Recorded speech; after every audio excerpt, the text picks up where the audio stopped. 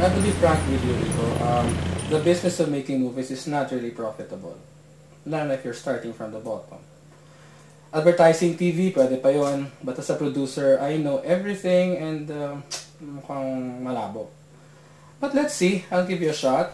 Alam mo, Igo, hira ng pasok ng racket ko sa pagtidirect. Sa ngayon. Naghirap na talaga ang industriya. Hayaan mo. So, nagsusulat ka rin pala ng script. Kaya lang, medyo mahirapan yata akong matulungan ka dahil bihira lang ako gumawa ng project ngayon. Pero kung gusto mo, kung kailangan ko ng assistant production manager, pwede kita kunin. Antayin mo lang yung tawag ko. You just have to wait for my call. Then kung meron akong coming up projects, di ba?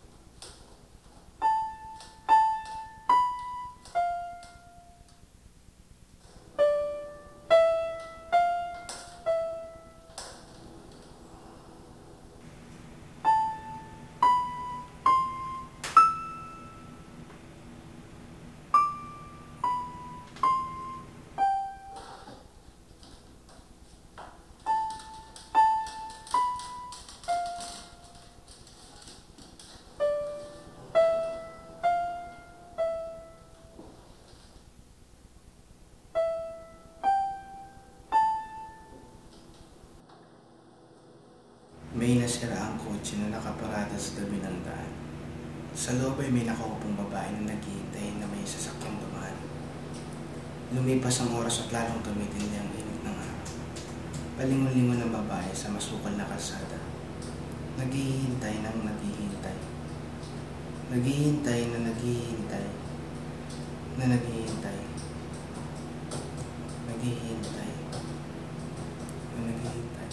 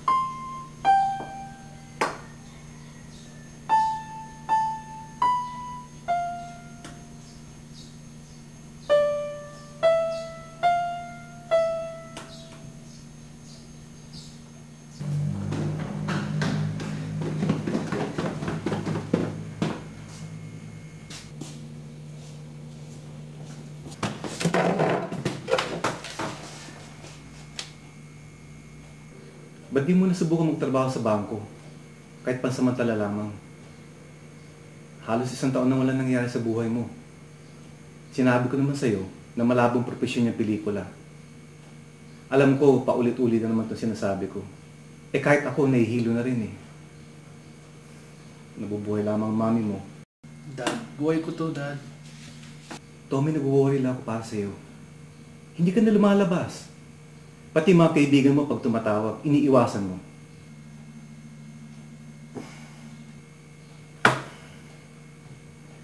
Wala na tayong stocks ng grocery. May pera doon sa cabinet. Sige, bahala ka na.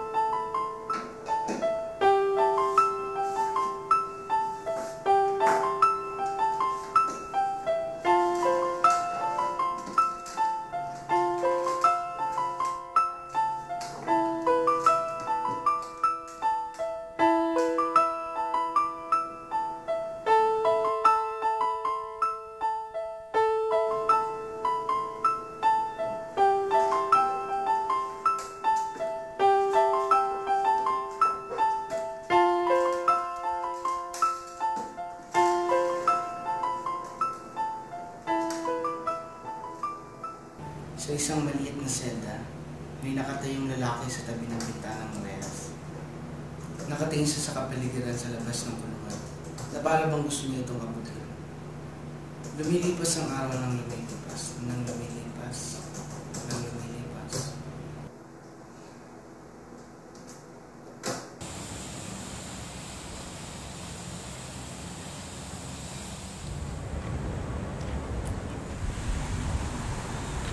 Tommy!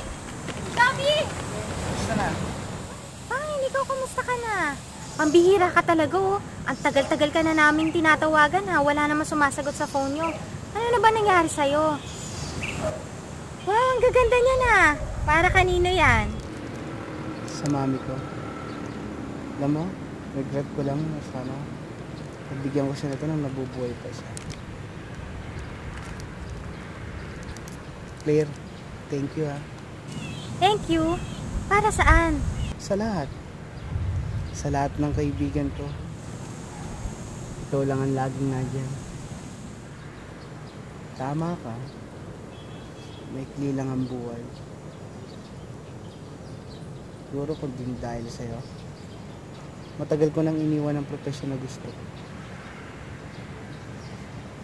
Kumusta na nga palang pag-arte mo? You know, I have to let go of the dream, eh. Lalo na nung namatay si Daddy. Alam mo naman, hindi praktikal ang pag-arte. Lalo na ako, isa na rin ako sa mga inaasahan sa bahay. Sorry, Tommy, kung... O, paano? Paano? Tawagan na lang tayo, ha? Ingat ka, ha? Ingat din. Tawagan, ha?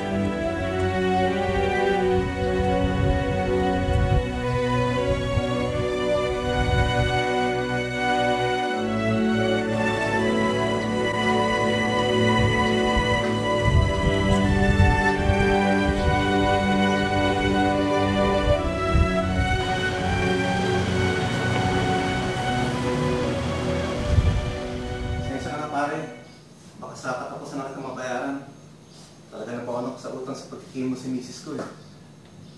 Pare, salamat ah. Sandali. Tommy, kumain ka na ba? May dala ko para sa'yo. Sige po, may ano lang.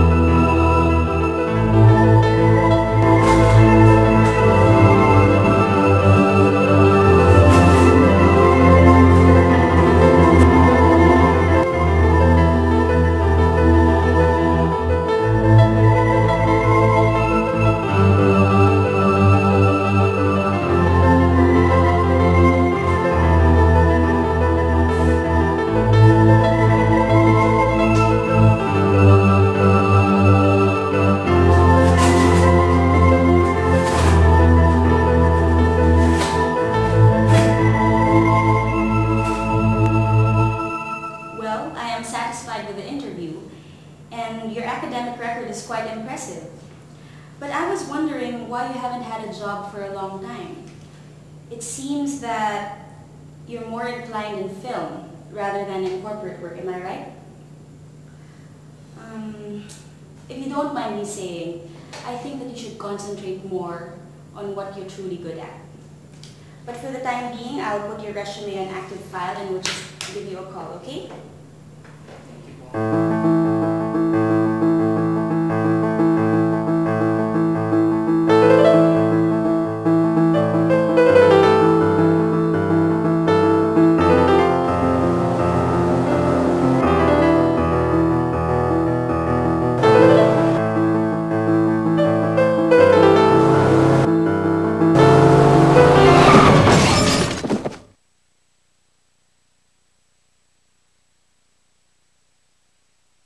Maikli nga lang ang buhay. Ito'y isang bagay na sana di sa masakit na wakas ko lalong napahalagahan. Minsan na ipinipikit ko ang aking mga mata at iniisip ko na buhay pa ang aking kaibigan.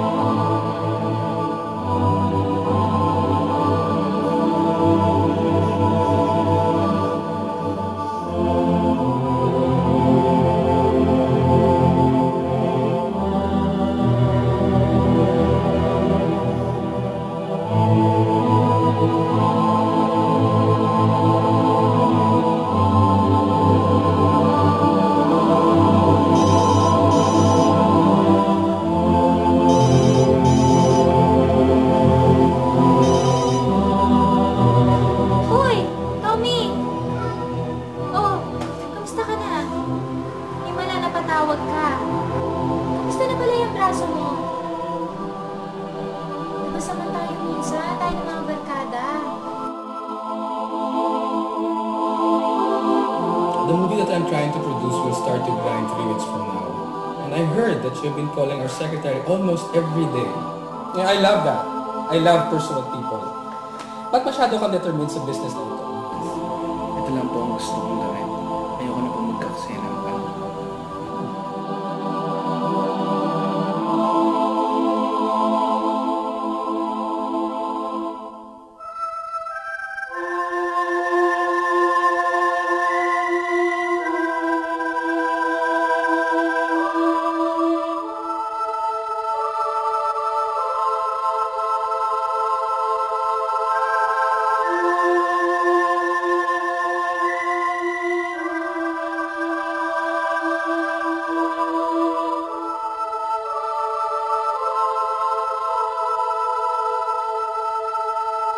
Masakit ding isipin na minsan mas nabibigyan natin ng bulaklak ang isang mahal sa buhay pag namatay kaysa nung nabubuhay pa sila.